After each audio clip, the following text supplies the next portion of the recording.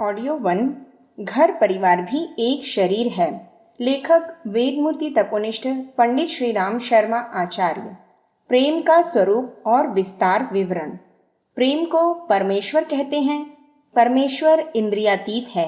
उसे नेत्र आदि इंद्रियों से या बुद्धि कल्पना से नहीं जाना जा सकता। भाव संवेदनाएं ही उसे अनुभव में उतारती हैं। प्रेम निकटवर्ती से होता है या निकटवर्ती से प्रेम हो जाता है। हम शरीर को प्यार करते हैं, उसे सुखी बनाने के लिए अधिक से अधिक प्रयास और त्याग करते हैं। यहाँ तक कि वासना विलासिता के लिए पतन पराभव तक स्वीकार कर लेते हैं। नरक, भव बंधन, अपयश, दुर्गति तक स्वीकार करते हैं, पर अपने प्रेमी को सुखी संतुष्ट बनाने के लिए उचित अनुचित तक का विचार छोड़कर प्रेयसी काया के इच्छानुवर्ती बनते हैं। प्रेम में प्रेमी के लिए बहुत कुछ, सब कुछ करना पड़ता है। सेवा सहायता करने में कोई कोर कसर नहीं छोड़ी जाती। माता और बच्चे के बीच जो वात्सल्य चलता है उसे प्रेम का सांसारिक उदाहरण समझा जा सकता है। बच्चा अनजान होने के कारण अनेक प्रकार की गड़बड़ियां ही उत्पन्न करता रहता है, पर माता उस पर क्षोभ किए बिना सब कुछ सहन करती रहती है। अपना लाल लहू सफेद दूध के रूप में परिणत करके बालक को पिलाती है, पर प्रतिदान की बात कभी सोचती तक नहीं। कृतज्ञता व्यक्त किए जाने की भी आशा नहीं करती है। उसकी आवश्यकताएं पूरी करने में कुछ उठा नहीं रखती। दूसरे सभी के बच्चों से अपना बालक कहीं अधिक सुंदर लगता है। उसे आंखों का तारा समझती रहती है। हंसता देखकर प्रमुदित हो उठती है और उदास देखकर चिंता में डूब जाती है। प्रेम तो प्रेम जो ठहरा, उसके साथ अनन्य आत्मीयता घुली रहती है। चिड़िया के घोंसले में जब बाज झपट्टा मारकर अंडा या बच्चा उठा ले जाता है तो चिड़िया उसे छुड़ाने के लिए बाज के पीछे दौड़ती और आक्रमण करती है। तब उसे यह भय नहीं होता कि समर्थ बाज उलटकर उसका भी कचूमर निकाल सकता है। चिड़िया का रौद्र रूप देखकर बाज को भी भागते ही बनता है। प्रेम के आवेश में प्रेमी जो भी त्याग कर बैठे कम है। लैला मजनू, श्री फरियाद, हीर रांझा आदि कथानकों में इसी तथ्य को प्रकट किया गया है कि प्रेमी अपने प्रेम पात्र के लिए बड़ी से बड़ी कुर्बानी कर सकता है।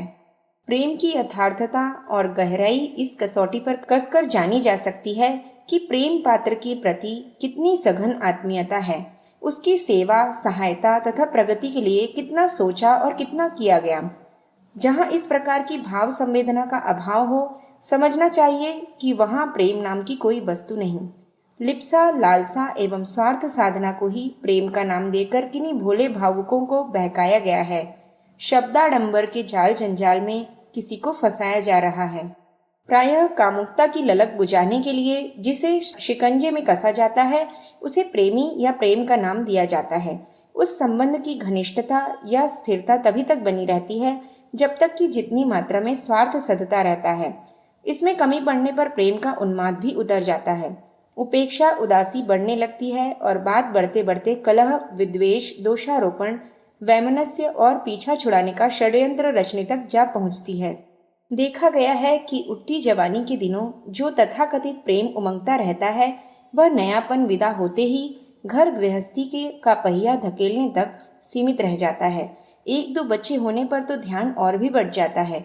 साथी के द्वारा जो उपहार मनुहार के ढेर लगते रहते थे उसमें यह गंध सूंघी जानी चाहिए कि असली की जगह नकली वस्तु देकर उस तरह खुश किया जा रहा है जैसे बच्चे को खिलौने से फुसलाया जाता है। माता बच्चे के प्यार में असलियत होनी चाहिए। भेदभाव का विषय उसमें नहीं घुलना चाहिए।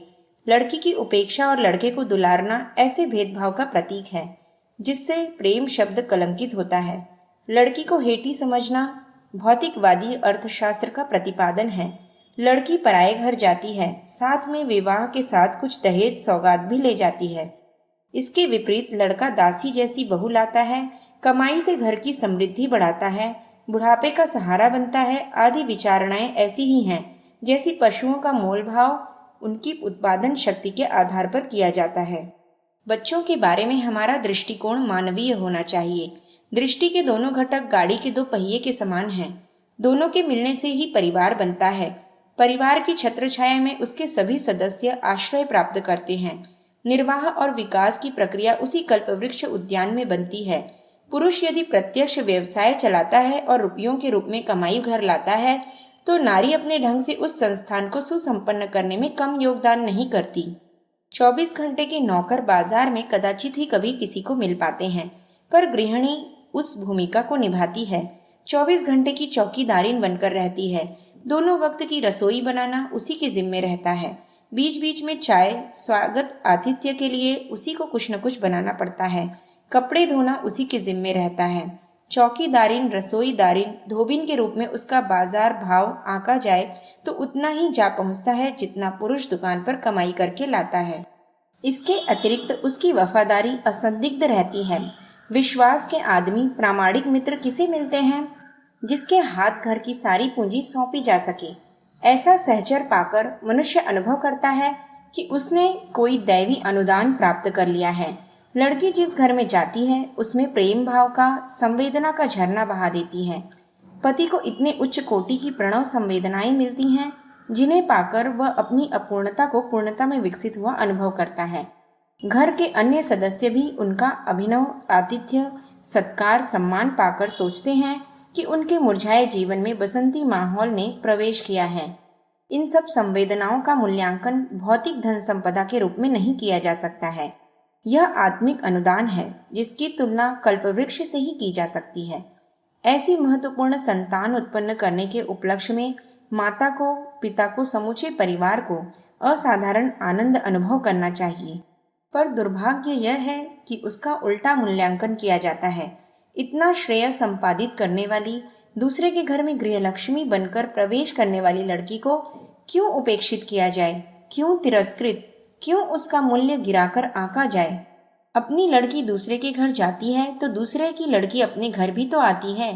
कन्या के रूप में एक हाथ विवाह के समय उसे विदा करते हैं तो दूसरे हाथ से किसी दूसरे के घर से उसे वधू के रूप में प्राप्त भी तो कर लेते हैं। यह मात्र अदला बदली हुई। यह कहाँ हुआ कि अपना उत्पादन चला ही गया हो और उसके बदले कुछ न मिला हो। यदि कन्याओं का उत्पादन घट जाए या समाप्त हो जाए तो वंश वृद्धि के लिए जो लालसा व्यक्त की जाती है उसका जड़ मूल ही नष्ट हो जाए। वंश चलाने का एक कठिन कार्य एकमात्र वधू को ही वहन करना पड़ता है। पुरुष का तो उसमें क्रीड़ा कौतुक जैसा योगदान होता है। गर्भधारण, प्रसव, स्तनपान, संरक्षण, भरण पोषण तो जननी के जिम्मे ही रहता है। पुरुष तो इन सब में दूरवर्ती भागीदार होता है। ऐसी दशा में पुत्र की कामना करने वाले वंश चलाने की, बुढ़ापे की लकड़ी खोजने वालों की भी इस मनोकामना की पूर्ति के लिए मनसा पूर्ण करने वाली मनसा देवी नारी का ही अनुग्रह प्राप्त करना पड़ता है। संतान चाहे लड़की हो या लड़का, नारी के शरीर और अंतराल में से निकला अनुदान ही है। ऐसे अमृत फल देने वाली को हेय उपेक्षित समझा जाए और उसकी अवज्ञा की जाए, यह चिंतन अदूरदर्शिता से भरा हुआ एक पक्षीय ही कहा जा सकता है। घरों में जब कन्या का जन्म होता है तो उदासी छा जाती है और जब लड़के का जन्म होता है तो खुशियां मनाई जाती है, बधाई बांटी जाती है। दैनिक व्यवहार में भी कन्या के भोजन, वस्त्र, दुलार, शिक्षा, चिकित्सा आदि में भी कमी की जाती है।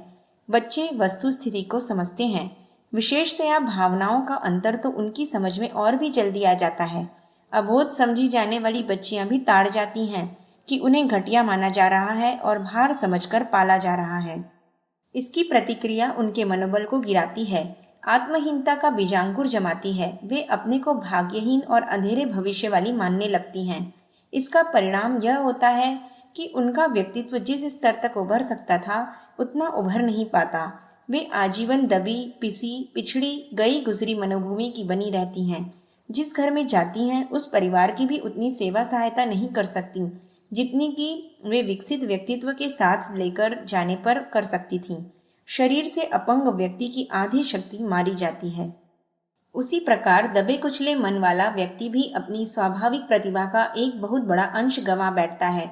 यह वैसी ही निर्दयता है जैसे कि कुछ निष्ठुर भिखारी अपने बच्चे के अंग तोड़ मरोड़ कर इस लायक बना देते हैं कि वे आजीवन भीख मांगे। उनके विकास के लिए उन्हें कोई जिम्मेदारी न उठानी पड़े।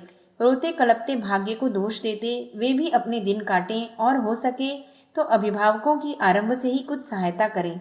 लड़की के भरण पोषण, शिक्षा दीक्षा में की गई कटौती इसी प्रकार की बचत मानी जाती है। नारी का अवमूल्यन समूची मनुष्य जाति का अवमूल्यन है। उसकी प्रतिभा, विशिष्टता एवं समृद्धि प्रसन्नता में प्रत्यक्ष कमी करना है। लड़की का व्यक्तित्व यदि घटिया रहने दिया गया तो वह जिस भी परिवार में जाएगी, जिस भी लड़के के साथ रहेगी, उसकी उतनी सहायता न कर सकेगी जितनी की विकसित होने की दशा में कर सकती थी। घटिया मनस्थिति रहने पर विचार पद्धति घटिया रहती है और क्रियाकलाप भी गए गुजरे बन पड़ते हैं। ऐसी दशा में बाप के घर उपेक्षित रही लड़की ससुराल में जाकर भी न महत्वपूर्ण हो सकती है न यशस्वी। उसे पाकर ससुराल वाले भी उतने प्रमुदित नहीं होते जितना कि वधू के प्रतिभावान होने पर हो सकते हैं। जिसके द्वारा अपेक्षा से कम लाभ मिलता है उसका मान मूल्यांकन भी कम होता है। पिता के घर मिली उपेक्षा ससुराल में भी साथ जाती है और जैसा अपमान पिता के घर सहना पड़ा था वैसा ही ससुराल में भी सहना पड़ता है। फसल बोने, उगाने, सींचने, बड़ा करने की जिम्मेदारी तो अभिभावकों के घर पूरी हो जाती है। ससुराल वाले तो फसल काटने आते हैं। यदि बुराई, निराई, सिंचाई, रखवाली में उपेक्षा बरती गई है तो उस फसल का समुचित लाभ काटने बटोरने वालों को भी कैसे मिल सकता है और अपने भाग्य को कैसे सराहा जा सकता है। बच्चों के नामकरण घर वाले ही करते हैं। जो नाम अभिभावकों ने रखा है उसी से बाहर वाले भी पुकारते हैं। यदि माता पिता कन्या के अवतरण को भाग्यहीनता का चिन्ह मानते रहे हैं तो पड़ोसी, संबंधी, ससुराल वाले ही क्यों उसे भाग्यवान समझने लगे और क्यों सम्मान देने लगे। इस प्रकार अपनी कन्या का भविष्य अंधकार में गया गुजरा बनाने की जिम्मेदारी प्रकारांतर से उन अभिभावकों को ही पड़ती है जिन्होंने उसे दुर्भाग्य सूचक माना और लड़के की तुलना में अपेक्षाकृत गया गुजरा व्यवहार किया। माता के लिए तो इस प्रकार की मान्यता और पक्षपात भरी नीति अपनाना और भी बुरा है। वह स्वयं भी तो नारी है, किसी नारी के ही पेट से पैदा हुई है। यह उसकी अपनी बिरादरी है। देखा गया है कि समान गुण स्वभाव वाले अधिक जल्दी हिलमिल जाते हैं और एक दूसरे के साथ प्रसन्नता अनुभव करते सहायक बनते हैं। इस परंपरा के अनुसार महिला बिरादरी को तो कन्या जन्म पर अधिक प्रसन्नता व्यक्त करनी चाहिए क्योंकि उन्हीं की बिरादरी में संख्या वृद्धि हुई है। पर देखा उल्टा जाता है। पुरुष भले ही इस बात को अधिक महत्व न दे पर स्त्रियां सिर आसमान उठा लेती हैं। दादी, चाची, ताई, बुआ आदि सबके मुंह पर उदासी छा जाती है। जननी को कोसती, लांछन लगाती भी देखी जाती हैं। उन्हीं का अनुकरण पड़ोसी, संबंधी भी करते हैं। इस प्रकार उस जननी को उल्टा लांछित होना पड़ता है जिसने इतना कष्ट सहकर उस बालक को जन्म दिया, जान जोखिम उठाई, शरीर को निःस्वत्व बनाया। ऐसे लांछन को सरासर अत्याचार ही कहना चाहिए। कुछ समय पहले किन्हीं विशेष वर्गों में कन्या को जन्मते ही मार देने का रिवाज था। अंग्रेज सरकार ने इसके विरुद्ध कानून बनाया था। अब नया रिवाज चला है। नई मशीनें ऐसी आई हैं जो गर्भकाल में ही लड़के लड़की का पता लगा लेती हैं। इसका परीक्षण कराने वालों में से कितने ही ऐसे निष्ठुर अभिभावक होते हैं जो कन्या का पता चलने पर उसका गर्भपात करा देते हैं। यह भी एक प्रकार का कन्यावध ही हुआ। अल्प आयु में विवाह करके अपने कूड़े को पराये आंगन में पटक देने जैसा हुआ। इससे अभिभावक सोचते हैं कि उनकी रोटी कपड़े की बचत हुई। ससुराल वाले सोचते हैं कि बालकपन से ही काम में जुटेगी तो उसी ढांचे में ढल जाएगी, बड़ी होने पर आनाकानी न करेगी, पढ़ने पढ़ाने का झंझट भी न रहेगा, जिससे कुछ कह सकने या कर सकने की बात न सोच पाए और सिर न उठा पाएगी। पालतू कबूतरों के पैर पंगु कर दिए जाते हैं। वे उड़ नहीं सकते, आंगन में या पिंजड़े में ही घूम फिरते रहते हैं, काबू से बाहर नहीं हो पाते। पालने वाले उनका चाहे जब चाहे जैसा उपयोग कर सकते हैं। उड़ जाने, हाथ से निकल जाने का कोई खतरा नहीं रहता। ओछी बुद्धि यही सोचती है कि स्त्रियों के स्वावलंबी, शिक्षित एवं सुयोग्य बनने में उनसे खतरा है। वे किसी सीमा तक स्वतंत्रता की मांग कर सकती हैं, स्वावलंबी होने की सामर्थ्य संचय कर सकती हैं। इसलिए उन्हें कई तरह के बंधनों में आरंभ से ही बांध दिया जाए, उन्हें पढ़ने लिखने की सुविधा न दी जाए, घूंघट पर्दे में घर के पिंजड़े में कैद रहने का आदी बना दिया जाए, छोटी उम्र में जननी बना दिया जाए और बच्चों का भार लाद दिया जाए। ऐसी दशा में उनकी पराधीनता पूरी तरह पक्की हो जाती है। जिस भी स्थिति में रखा जाए, जैसे भी रहना पड़े, उसी में उन्हें बिना सिर हिलाए रहना पड़ता है। यह स्थिति इसलिए भी पैदा की जाती है कि नारी नर की तुलना में सुंदर होती है। अनेक मंचले उनकी ओर दृष्टि डालते हैं, बहकाते फुसलाते हैं। इस फेर में नारी का मन बदलने न लगे, इस आशंका को ध्यान में रखते हुए उसे हर दृष्टि से पराधीन, दुर्बल, असमर्थ, अपंग स्तर की बना दिया जाता है, ताकि वह विपत्ति में फंसी रहने पर भी रोने कलपने के अतिरिक्त और कुछ सोच या कर न सके। यह है अभिभावकों का कन्या के प्रति अत्याचार, जिसे पाशविक कहा जा सकता है। पशु पक्षी बच्चों को जन्म देने के बाद कुछ ही दिन संभालते हैं। अपने पैरों चलने फिरने योग्य होने पर अपनी जिंदगी जीने और अपनी मौत मरने के लिए स्वतंत्र छोड़ देते हैं। ऐसा व्यवहार लड़कों के साथ नहीं, पर लड़कियों के साथ अवश्य किया जाता है। इसमें दोषी पुरुष भी हैं, जो वैसा करने से रोकते नहीं, पर अधिक दोषी घर की समर्थ महिलाएं हैं। वे स्वयं जिस प्रकार का प्रताड़ित जीवन जीती रही हैं, उसी भड़ास को नवागंतुक लड़कियों या वधुओं पर निकालना चाहती हैं। जो बच्चे स्कूल में मास्टर से अधिक पिटते रहते हैं, वे ही बड़े होने पर जब मास्टर बनते हैं तो अपने छात्रों को पीटते हैं। इसमें उनके बचपन के संस्कार जो दबे हुए थे उभरते हैं, और पीटने वाले मास्टर से बदला ले पाने पर छात्रों को सताकर पुरानी रंजिश निकालते हैं। इसी प्रकार बड़ी आयु की महिलाएं अपने बचपन में जो सहती रही हैं, उसी का बदला अबोध बालिकाओं से चुकाती हैं। इस कुचक्र को तोड़ा जाना चाहिए।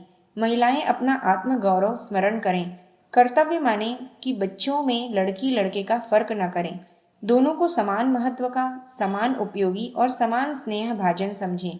दोनों के विकास एवं दुलार में पूरी पूरी दिलचस्पी एवं भाव संवेदना रखें। प्यार का विस्तार शरीर और परिवार की तरह बालकों में भी होना चाहिए। अपनी निष्कपटता के कारण सचमुच वे ही सच्चे प्यार के अधिकारी हैं। कन्या और वधू को कम दुलार न मिले। माता और बच्चे के बीच जो वात्सल्य होता है, उसे मनुष्य मनुष्य के बीच पाए जाने वाले प्यार में सर्वोत्तम स्तर का कहा जा सकता है। यह एकाकी होता है। बच्चा तो प्रेम का स्वरूप महत्व तक नहीं जानता, प्रतिपादन की तो संभावना ही कहाँ रहती है। माता को अकेले ही अपना प्रेम पक्ष चरितार्थ करना पड़ता है। वही अपनी आत्मीयता का आरोपण बालक के ऊपर करती है और उसके सुख दुख में साझीदार रहती है। अपने अंतराल से निकला प्रेम बालक से टकराकर वापिस लौट आता है। इसे अपनी ही आत्मा की प्रतिध्वनि, प्रतीच्छाया भी कह सकते हैं। इसे मापदंड माना जा सकता है। किसका प्रेम कितना असली और कितना नकली है, इसकी जांच पड़ताल इसी आधार पर की जा सकती है। प्रतिदान की प्रतीक्षा किए बिना, आशा रखे बिना यह नितांत संभव है कि एक पक्षीय प्रेम निपटा रहे, और जिसमें प्रतिदान की अपेक्षा है, समझना चाहिए कि यह व्यवसाय हुआ। व्यवसाय में आदान के साथ प्रदान की शर्त जुड़ी रहती है। पैसे के बदले बाजार से वस्तुएं खरीदी जाती हैं।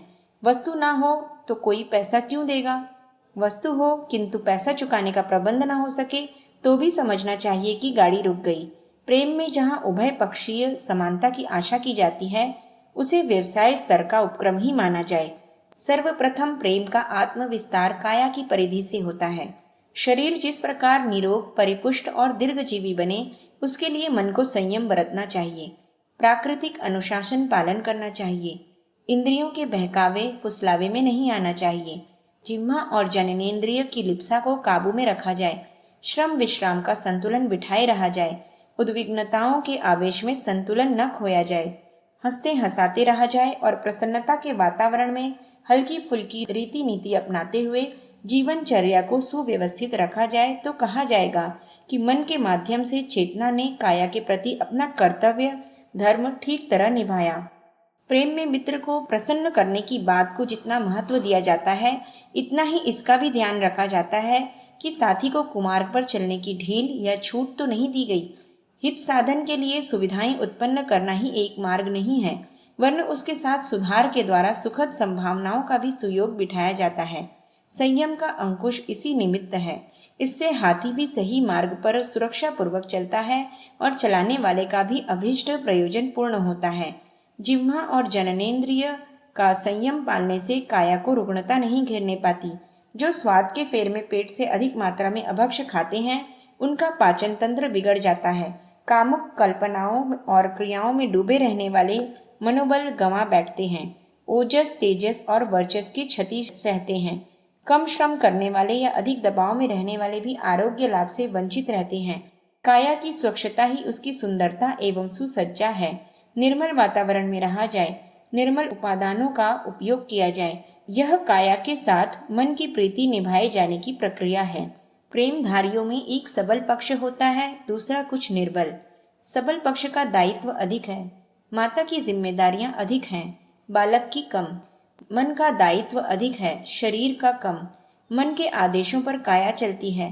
विकृतियां मन में पैदा होती हैं। बाद में उस आदेश का अभ्यास शरीर को भी हो जाता है। आदतें इसी प्रकार बनती हैं। उनमें मन के आदेश को ही प्रमुख माना जाता है। शरीर तो अभ्यास होने पर ही उस आदत को पूरी करने का अनुरोध करता है। मन चाहे तो उस आग्रह को अस्वीकार भी कर सकता है। माता और बच्चे की तरह मन और शरीर का भी प्रेम संबंध है। इसकी सफलता तभी मानी जाती है जब सबल पक्ष दुर्बल पक्ष को प्रसन्न नहीं रखे, वरन प्रेम पाठ की प्रगति के लिए ऐसे विधान भी करे तो प्रत्यक्षतः अप्रिय भले ही लगे, पर अंततः उत्कर्ष अभ्युदय में सहायक सिद्ध होते हैं। प्रेम में सुधार के लिए संयम बरतने, अंकुश लगाने की भी गुंजाइश है। प्रेम विस्तार का तीसरा चरण दाम्पत्य जीवन के साथ जुड़ता है। आम आदमी इसे यौनाचार की कानूनी परवानगी के रूप में देखते, सोचते एवं व्यवहार में लाते हैं, पर यह बहुत ही घटिया दृष्टिकोण है। इस उत्तेजना की पूर्ति तो वेश्याएं और भड़ुए भी करते रहते हैं। उनके बीच शरीर ही खरीदे बेचे जाते हैं। चापलूसी का निरर्थक शब्दावलंबन चलता है। कौन किसका कितना दोहन कर सकता है, इसी दांव पर बाजी लगी रहती है। लाभांश में जितने कमी पड़ती दिखती है, उसी अनुपात से वह उपेक्षा बरतने लगता है। खोखलापन दिख पड़ने पर मुंह मोड़ लिया जाता है। इस प्रसंग में प्रेम शब्द का उपयोग बार बार होता है, किंतु उसका तात्पर्य स्वार्थ सिद्धि के अतिरिक्त और कुछ नहीं होता। यह अनाचार दाम्पत्य जीवन में भी चलता देखा गया है। पत्नी के लिए तो लोकलाज, धर्म भावना, भीरुता, अवसर का अभाव जैसे अनेक कारण आचरण की रक्षा के लिए मजबूत दीवार की तरह बने रहते हैं, और वह अभ्यास के अभाव में सारा जीवन किसी प्रकार काट लेती हैं। किंतु पति पर उतने बंधन न होने पर वह परनारी गमन तक उतर आता है। बात यहाँ तक बढ़ती है कि पत्नी के साथ भी वह वैसी ही रुखाई बरतता है जैसे चिर परिचित जानी पहचानी वेश्या के साथ उपेक्षा बरती जाती है। उठती उमंगों के दिनों में जिस प्रकार की मनुहार होती थी, उसका दर्शन भी दुर्लभ हो जाता है। विवाह बंधन में बंधे होने के कारण बच्चों की देखभाल और गृह व्यवस्था के कारण काम तो उसी से चलाना पड़ता है, पर संबंधों में गहराई न होने के कारण वह व्यवहार लकीर पीटने जैसा थोथा बनकर रह जाता है। वह मिठास नहीं रहती जिसका रसा स्वादन करके अंतःकरण पुलकित होता रहता है, जिसके कारण दो शरीर एक प्राण वाली उक्ति चरितार्थ होती है। उथले प्रेम में ही वह स्थिति बनती है जिसमें मन फट जाते हैं और शरीर संपर्क बना रहने भी तलाक से भी बुरी स्थिति बन जाती है। विदेशों में यह प्रचलन है कि असंतुष्ट पति पत्नी तलाक ले लेते हैं और अलग रहने तथा नया घर बसा लेने की छूट प्राप्त कर लेते हैं, पर यहाँ की परिस्थितियाँ भिन्न हैं। विवाह के बाद कुछ ही दिनों में कई बच्चे हो जाते हैं। घोषित या अघोषित तलाक लेने पर इन बच्चों के भरण पोषण तथा भविष्य का प्रश्न उत्पन्न होता है। विदेश में सरकारी अनाथालय हैं, जिसमें कोई भी अपने बच्चों को भर्ती करके सर्वथा स्वतंत्र हो सकता है। इन बच्चा घरों में बालकों के निर्वाह का खर्च संपन्न लोग जमा करते रहते हैं। न दे सकने की स्थिति में सरकार की ओर से वह व्यवस्था बन जाती है, पर अपने देश में तो वैसा भी कुछ नहीं है। परित्यक्तताओं या उपेक्षिताओं के बच्चे जहां तहां दिन काटते हैं। माता पिता के बीच खींचतान रहने की स्थिति में बच्चों की मनोदशा पर भी बुरा असर पड़ता है। उसमें अनेक विकृतियां उत्पन्न हो जाती हैं। घुटन के कारण वे दबे सहमे रहते हैं। रोटी का प्रबंध भले ही पिता की ओर से हो या माता द्वारा अन्य किसी आधार पर किया जाए, इतना निश्चित है कि ऐसी परिस्थितियों में बालक का मनोबल टूट जाता है। वे दब्बू, दुर्गुणी या आवारा हो जाते हैं। ऐसे बालक अपने लिए, अपने अभिभावकों के लिए एवं समाज के लिए अभिशाप बनकर ही रहते हैं। जिन विवाहों का आधार रूप सौंदर्य या यौनाचार होता है, उनका भविष्य ऐसे अंधकार में घिरा रहता है। मनुष्य के एक सिरे पर दिव्य संभावनाओं से भरा पूरा मस्तिष्क है, तो दूसरे पर मलमूत्र के दुर्गंध भरे छिद्र भी। एक कक्ष में देवता का निवास तो दूसरे में शैतान भी रहता है। माँ बच्चे के प्रति वात्सल्य प्रकट करती है तब वह देवता होती है, किंतु जब कन्या पुत्र का अंतर करके एक को दुलार दूसरे को तिरस्कार देने लगती है तो उसका शैतान पक्ष उभर आता है। बालक ईश्वर की प्रतिमूर्ति है। छल छिद्र से, दोष दुर्गुण से रहित हृदय संत साधुओं का होता है। उन्हीं में भगवान की झांकी मिलती है। ईसा के शिष्यों ने जब भगवान के दर्शन कराने का आग्रह किया तो उन्होंने एक छोटे बालक को गोदी में उठाया और कंधे पर बिठाकर सबको दिखाया कि मनुष्य आकृति में यही भगवान है। उसका कथन सच था। निर्मल अंतःकरण वाला शिशु भगवान ही हो सकता है। इस विशेषता में कन्या लड़के की अपेक्षा कहीं उत्कृष्ट होती है। ऐसी ही भावनाओं के कारण नर की तुलना में नारी को अपेक्षाकृत अधिक सहिष्णु, विनम्र, संयमी, सेवाभावी बताया है। वे बुद्धिमत्ता और दूरदर्शिता की दृष्टि से भी कहीं अधिक बढ़ी चढ़ी होती हैं। अपराधों की गणना में नारी को 10% और पुरुष को 90% अनाचारों में लिप्त पाया गया है। छोटी कन्याओं में तो मृदुलता, सुषमा और भी अधिक बढ़ी चढ़ी होती है। इसलिए दुलार, संरक्षण उन न्यायानुसार उन्हीं का अधिक होना चाहिए, पर होता ठीक इससे उल्टा है। पिता के अतिरिक्त परिवार के अन्य पुरुष भी लड़की के जन्म को दुर्भाग्य मानते हैं, क्योंकि वह पालने पोसने के बाद दूसरे घर की हो जाती है और साथ ही कुछ दान दहेज भी साथ ले जाती है। इस अर्थ प्रधान दुनिया में लड़की के प्रति एक समय उपेक्षा भाव समझ में आता है, पर दूसरी ओर जब दृष्टि दौड़ाई जाती है कि किसी दूसरे की पाली पोसी लड़की वधू के रूप में अपने घर में आई है और वह कितनी उपयोगी सिद्ध हो रही है, तब यह समझा जा सकता है कि किसी के घर कन्या न जन्मी हो तो अपने घर में वधू कहाँ से आ जाती। अपनी कन्या दूसरों के घर जाती है तो दूसरे की लड़की अपने घर आती भी तो है। यह तो आदान प्रदान मात्र हुआ, इसमें घाटा कहाँ, लाभ कहाँ। अदूरदर्शिता ही ऐसी दृष्टि उत्पन्न करती है जिसमें लड़की घटिया प्रतीत होती है और लड़का बढ़कर। वस्तुतः हर दृष्टि से लड़की का दर्जा ही बड़ा है। लड़के शिक्षा, शादी और व्यवसाय उत्तराधिकार में घर खाली करा लेते हैं और जैसे ही कुछ कमाने योग्य हो जाते हैं, पत्नी को लेकर अलग रहने लगते हैं। छोटे भाई बहनों की शिक्षा, शादी में कदाचित ही परिवार को कुछ सहायता देते हैं। जवानी में ही बूढ़े बाप का कारोबार हथिया लेते हैं और उन्हें एक एक पैसे के मुहताज बना देते हैं। अधिकांश परिवारों में यही उपक्रम अपनाया गया दिखता है। सतयुगी श्रवण कुमार लड़के तो कदाचित ही किसी भाग्यवान के घर में उत्पन्न होते दिखाई देते हैं। तिरस्कृत, उपेक्षित, असमर्थ माता पिताओं की सेवा समर्थ लड़कियां भी कर सकती हैं। यह रिवाज तो मनुष्यों ने उस दृष्टि से बनाया है जब वे ससुराल वाले होते हैं और चाहते हैं कि कन्या के घर से सदा मिलता ही मिलता रहे। ऐसी नौबत न आए कि कन्या पक्ष के मुसीबत फंस जाने पर उनकी कहीं सहायता न करनी पड़े। वस्तुतः ऐसी कुछ बात नहीं है। बेटी और बेटे में कोई अंतर नहीं। असमर्थ माता पिता की लड़कियां भी उसी प्रकार सेवा सहायता कर सकती हैं जैसे कि लड़के करते हैं। इसमें कुछ भी ऐसा नहीं है जिसे अनुचित कहा जा सके।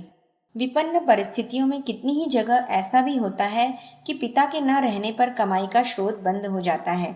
तब बड़ी आयु की लड़कियां नौकरी करके अपने छोटे भाई बहनों का निर्वाह तथा शिक्षा दीक्षा का प्रबंध करती हैं। अपनी आयु ऐसी ही कुमारी अवस्था में बिता देती हैं। इन आदर्शों को देखते हुए यह मानना पड़ता है कि लौकिक दृष्टि से भी कन्या का महत्व लड़कों से किसी भी प्रकार कम नहीं है। आश्चर्य तो तब होता है जब घर की महिलाएं भी कन्या जन्म पर बुरा मानती हैं। वे यह भूल जाती हैं कि वे स्वयं भी किसी की लड़की हैं, किसी महिला के पेट से ही जन्मी हैं। जब वे अपने अस्तित्व को सही मानती हैं तो नई जन्मी कन्या को ही क्यों असह्य ठहराती हैं। होना यह चाहिए कि पुरुषों द्वारा उपेक्षित और तिरस्कृत नारी को उसकी बिरादरी द्वारा तो समर्थन मिले ही, हिमायत और सिफारिश के लिए उनका वर्ग तो आगे आए ही, पर होता उल्टा है।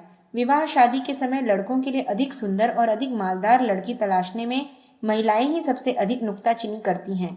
वे यह भूल जाती हैं कि यदि उनकी लड़की असुंदर रही होती, यदि वे दहेज की लंबी रकम देने में असमर्थ होते तो उन पर क्या बीतती। दहेज कम मिलने पर, बहू के असुंदर आने पर तानाकशी सास नंदे ही अधिक करती हैं। उस समय उन्हें अपनी बेटी की स्थिति ध्यान में नहीं रहती। घरेलू लड़ाई झगड़ा में भी सास बहू के बीच ही खटकती रहती है। इसमें दोष सास का अधिक और बहू का कम होता है। सास द्वारा यदि बेटी जैसा दुलार देकर गलतियों को प्यार से समझाने और हल्के फुल्के सुधारने खाते रहने की नीति अपनाई जाए तो वधू अल्हड़ होने पर भी कुछ ही दिनों में सुधर जाती है। पर यदि बात का बतंगड़ बनाया जाए, अपमानित और लांछित किया जाए तो बात बढ़ने और स्थिति खटकने जैसी हो जाती है। पति पत्नी का प्यार सहकार मधुर बना रहे, इसके लिए आवश्यक है कि घर के बड़े उनके दोष गिनाकर भड़काए नहीं, वरना यदि गुणों के संबंध में नमक मिर्च तक मिलानी पड़े तो उसमें संकोच न करें। पति को वधू की अच्छाइयाँ बताई जाएं और वधू को पति की, ताकि वे एक दूसरे की उपयोगिता समझें और समुचित सम्मान और सहयोग प्रदान करें। भूलों को दरगुजर करने की आदत डालनी चाहिए। दोषों को अकेले में तो कहा जा सकता है, पर उन्हें बदनामी का रूप देकर लांछित करने में विद्वेष बढ़ता है और वह बढ़ते बढ़ते कहीं से कहीं पहुंचता है। कोई कोई सास ऐसी होती हैं जो अपने बेटे से बहू की निंदा चुगली करने में तिल का ताड़ बनाती हैं, दोनों के बीच खाई खड़ी करती हैं। इसका परिणाम तत्काल उनकी मर्जी का भले ही हो, पर पीछे तो परिणाम सामने आते हैं। उनमें उन्हें तथा समूचे परिवार को पश्चाताप करना पड़ता है। सास से झगड़ा प्रसिद्ध होने पर उनकी छोटी लड़कियों की शादी में कठिनाई पड़ती है। सोचते हैं कि ऐसी कलह करने वाली के घर में अपनी बेटी देना और उसके जैसी लड़ने वाली लड़की बुलाना अपने लिए जानबूझकर संकट मोल लेना है। घर में शांति और स्नेह का वातावरण बनाने में घर की बड़ी बूढ़ी महिलाओं की अधिक भूमिका रहती है। इसलिए समझाया मात्र नई उम्र वालों को ही नहीं, बड़े बूढ़ों को भी बिना उनके स्वाभिमान को चोट पहुंचाए उन्हें घर के बुद्धिमान सदस्यों को समझाने बुझाने का क्रम जारी रखना चाहिए। उपेक्षा करने या रूठकर बैठ जाने की अपेक्षा यह कहीं अच्छा है कि नववधू से लेकर देवरानी, चिठानी, सास, ननद सभी को इस प्रकार प्रशिक्षित किया जाता रहे कि वे हिल मिलकर रहें।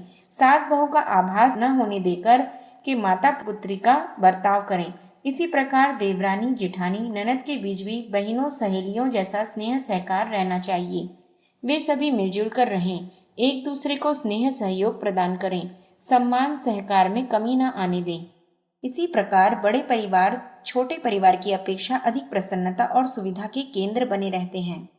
कई बार वधू की माता, बहन, भावज चुपके चुपके यह शिक्षा भी देती हैं कि पति को चतुरता पूर्वक परिवार से अलग रहने के लिए कहती रहें, सम्मिलित रहने में असुविधा या तथा कठिनाई बनाती रहें। इस प्रकार की शिक्षा यदि माँ के घर से दी जाती रहती है, जमाता को भी उसी प्रकार की सलाह दी जाती रहती है, तो इसका परिणाम अंततः यही होता है, वे लोग उसी घर में या अन्य घर लेकर अलग रहने लगते हैं।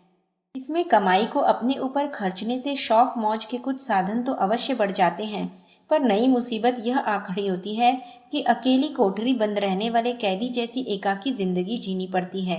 हंसते बोलते संयुक्त परिवार में जो दिन कटता था वह सुविधा छिन जाती है। हारी बीमारी के समय अपनी जिंदगी जीना अपनी मौत मरना की कहावत चरितार्थ होती है। बच्चे होने पर उन्हें संभालने में जो सारा घर लगा रहता था वह सहकार छिन जाता है और प्रसूति के दिनों में भी विश्राम का अवसर न मिलने पर उठकर कामकाज करना पड़ता है। उस स्थिति में पता चलता है कि एकाकी रहने की अपेक्षा सम्मिलित परिवार में मिलजुल कर रहना कितना नैतिक, कितना सामाजिक, कितना हंसी खुशी का है। उसमें परिवार के प्रत्येक सदस्य को दूसरे साथी सदस्यों से परामर्श मिलता रहता है। सद्गुणों को बढ़ाने के लिए काफी गुंजाइश रहती है। परिवार के सभी सदस्य फलते फूलते हैं और प्रगति के मार्ग में आगे बढ़ जाते हैं। मियाँ बीवी की छोटी इकाई इतनी सुविधा प्राप्त नहीं करती जितनी कि सज्जनों के समुदाय में साथ साथ रहने पर उपलब्ध होती है।